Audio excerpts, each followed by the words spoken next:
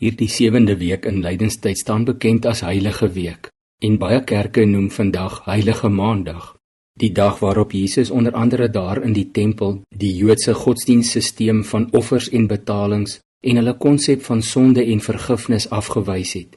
Dit was nie God se hart nie. Markus skryf vir ons in hoofstuk 11 vers 15 en 16, Jesus het die tempelterrein binne gegaan en die mense wat op die tempelterrein aan die koop en verkoop was, begin uitjaag. Hy het ook die tafels van die geldwisselaars en die stoele van die duiweverkopers omgegooi en niemand toegelaat om enige voorwerp oor die tempelterrein te dra nie. Johannes plaas hierdie gebeure in sy evangelie al vroeg, daar in hoofstuk 2, maar wel in die aanloop tot 'n Pasgafees en ook in die konteks van Jesus se aankondiging dat hy op die 3de dag uit die dood sal opstaan. Hy vertel ook 'n bietjie meer detail, daarvan vers 15 af lees ons, Jesus het 'n sweep van toue gemaak en almal van die tempelterrein weggejaag, ook die skape en die beeste, en die munte van die geldwisselaars het hy uitgegooi en die tafels omgekeer. Vir die wat duiwe verkoop, het hy gesê, vat hierdie goed hier weg, hou op om die huis van my Vader 'n huis te maak waar handel gedryf word. Die Joodse godsdiens was op daardie stadium so skeef getrek.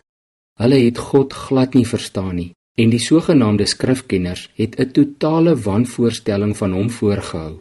Jesus moes eenvoudig 'n einde bring aan die offersisteem en die verkondiging van uiterlike pogings om God se guns te probeer verdien.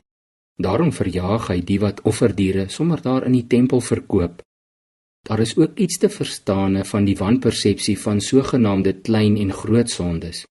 Ons het gehoor daar was handelaars in beeste, skape en duiwe.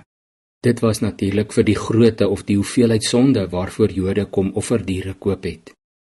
Die Hebreërskrywer stel dit so in hoofstuk 10 vers 1 tot 4, die wet van Moses is slegs 'n skadubeeld van die weldade wat sou kom, nie 'n werklike beeld daarvan nie. Voortdurend, jaar na jaar, word dieselfde offers gebring, en tog kan die wet die wat die offers bring nooit volkome van sonde vrymaak nie. As die wat offers bring eens en vir altyd gereinig en nie meer van sonde bewus was nie, sou hulle immers opgehou het om offers te bring. Maar nou herinner die offers juis jaar na jaar aan die sondes, omdat die bloed van bulle en bokke onmoontlik die sondes kan wegneem. Paasfees herinner ons daaraan dat Jesus Christus volkome klaar betaal het vir al ons sondes en vir ons sonde toestand en vir ons skande en skuld.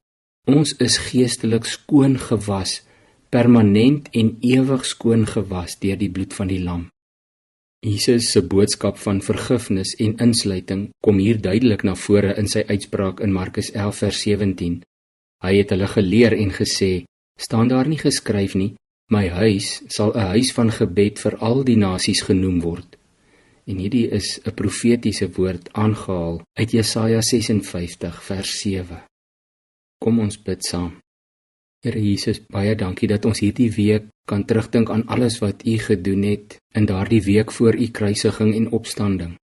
Dankie dat U versoening beteken, ons is gereinig, ons is skoon gewas, permanent en ewig, en dat ons nie offers hoef te bring of te hoef presteer om U guns te wen nie. Ons het U baie lief, Here. Dankie dat U ons eerste lief gehad het. Amen.